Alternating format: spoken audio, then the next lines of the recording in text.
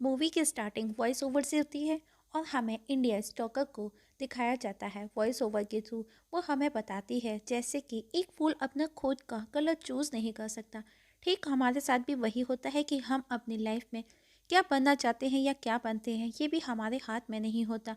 और अपने बारे में बताती है कि आज वो जो कुछ भी पहने हैं वो सब उसकी खुद की फैमिली ने ही उसे दिया है। जैसे कि उसके टॉप और स्कर्ट उसकी मदर का है, बेल्ट उसके फादर की है और शूज़ उसके खुद के अंकल के। और आज वो जो भी बनी है वो भी उसी की फैमिली की ही देन है। और आखिर हुआ क्या था ऐसा, उसके लिए हमें स्टोरी के फ्लैशबैक में जाना पड़ेगा।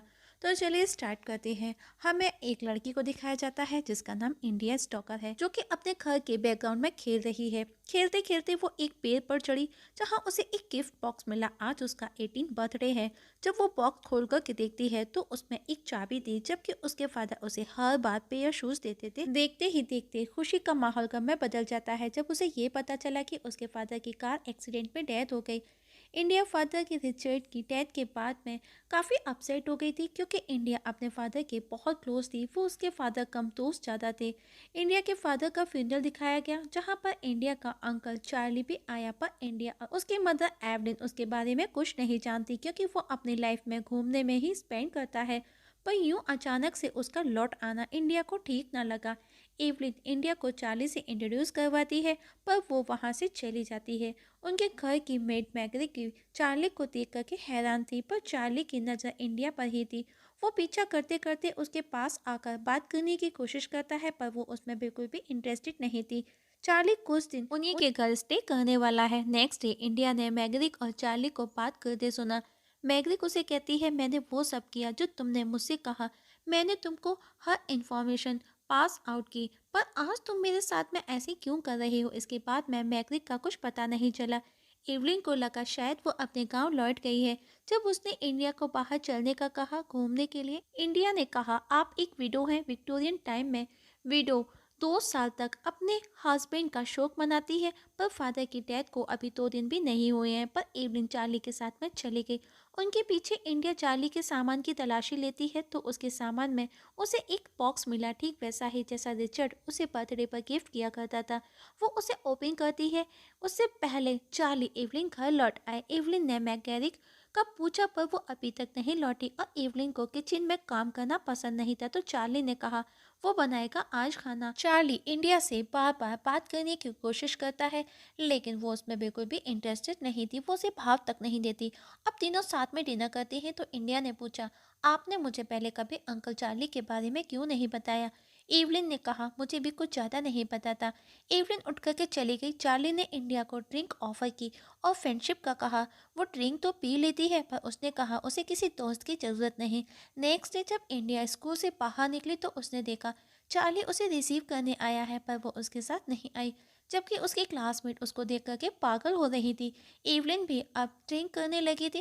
वहीं चार्ली इंडिया के करीब आने की हर कोशिश करता है, पर इंडिया उससे बात तक नहीं करती। एक दिन उसने एवलिन और चार्ली को एक साथ देख उसे दोनों को साथ में देख करके गुस्सा आया। एक दिन उनके घर आंट क्वीन आई। एवलिन ने उससे पूछा कि वो कब तक रुकने वाली है। क्वीन ने कहा, वैसे तो वो 1-2 दिन मैं लौटने वाली थी, पर शायद अब मुझे ज़्यादा दिन रुकना होगा। चार्ली को देख करके आंट ने एवलिन से अकेले में बात करने का कहा, चार्ली के बारे में, क्योंकि उसे उस पर जरा सा भी ट्रस्ट नहीं और वो उसी के बारे में उसे कुछ बताना चाहती है। पर एवलिन उल्टा उस पर भड़क जाती है, क्योंकि वो चार्ली की तरफ अट्रैक्ट हो रही थी और उसके पास में वो उसका सहारा था। उसके साथ उसका अकेलापन दूर हो रहा था। अब क्वीन जब होटल लौटती है तो इंडिया को अपना मोबाइल नंबर देते हुए कॉल करने का बोलती है। चार्ली ने ग्वेन से उसके होटल का नाम पूछा। ग्वेन कहीं ना कहीं चार्ली के बारे में कुछ न कुछ तो ऐसा जानती थी कि वो अपने होटल का नाम बता देने पर उसे अपना होटल ही चेंज कर लेती है। अब उसे रात को नींद नहीं आती। इनडायरेक्टली कहा जाए तो ग्वेन डरी हुई थी। वो अपना मोबाइल भी कहीं भूल गई, उसे याद नहीं आता। एवलिन रेडी होकर के चार्ली के रूम में आई, पर वो वहाँ नहीं था। तभी घर का फ़ोन बजा, जो कि ग्वेन ने बूथ पर जाकर के इंडिया से बात करने के लिए किया था, पर कॉल रिसीव नहीं हुआ। तभी चार्ली बूथ पर आया और ग्वेन को मार डाला। एवलिन को चार्ली के बैग से रिचर्ड का इंडिया का बर्थडे बॉक्स मिलता है। इंडिया को घर के फ्रीजर में मैग्रिक की बॉडी मिली। कहीं ना कहीं इंडिया को चार्ली पर शक होने लगा था। एक दिन वापस से चार्ली इंडिया को रिसीव करने उसके स्कूल पहुंचा। उसे देख करके इंडिया अपना रास्ता बदल लेती है। अब वो दूसरे रास्ते से जाती है जहाँ पर कुछ लड़के उसे परेशान करते हैं। तभी एक लड़का एवलिन और चार्लिंग मीन्स उसकी मदर उसके अंकल के अफेयर को लेकर के बोलने लगा। तो इंडिया ऑलरेडी चार्ली के नाम से भड़की थी, तो वो उस लड़के को पेंसिल घुसा देती है।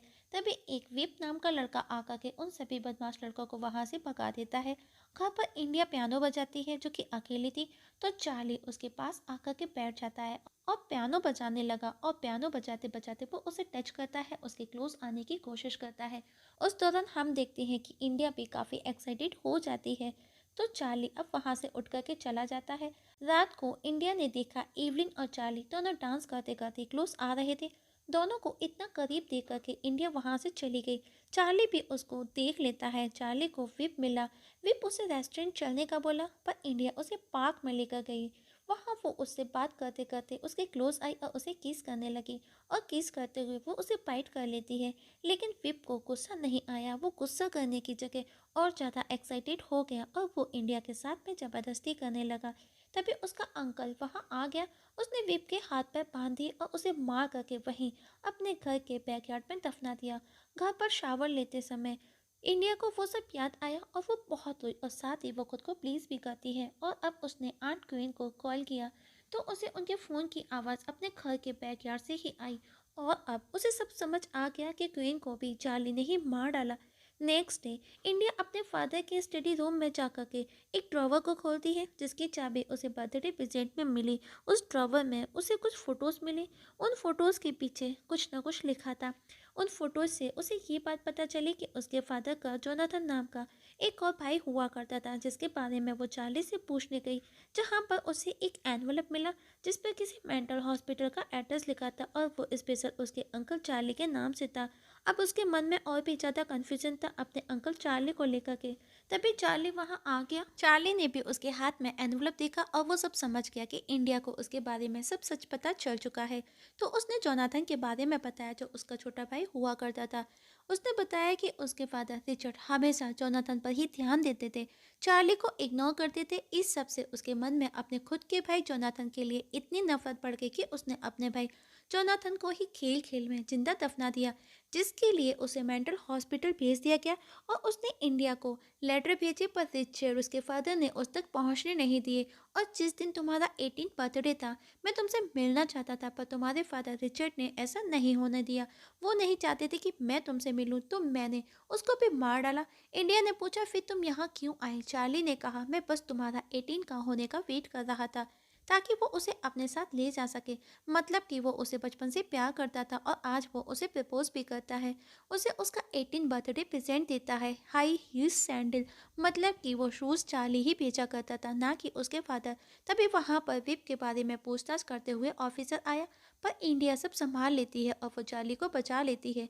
और अब चार्ली न्यूयॉर्क शिफ्ट होने का बोलता है। इंडिया भी रेडी थी। वो दोनों क्लोज आते हैं। वो इस समय काफ़ी क्लोज थे, तो एवलिन उन्हें देख लेती है और उनको इतना क्लोज देख करके वो पूरी तरह से डिस्टर्ब हो जाती है और बहुत कुछ चला देती है। वो दोनों न्यूयॉर्क जाने की तैयारी में लग जाते हैं। एवलिन भी रेडी होकर के चार्ली को अपने पास बुला कर के कहती है, मुझे पता है रिचर्ड का एक्सीडेंट नहीं हुआ, उसे मारा गया, और मैं जानती हूँ उसे किसने मारा। ये सुनकर के चार्ली एक पल के लिए शॉक्ड हो जाता है। इवन एवलिन को गोयन का भी पता चल चुका था।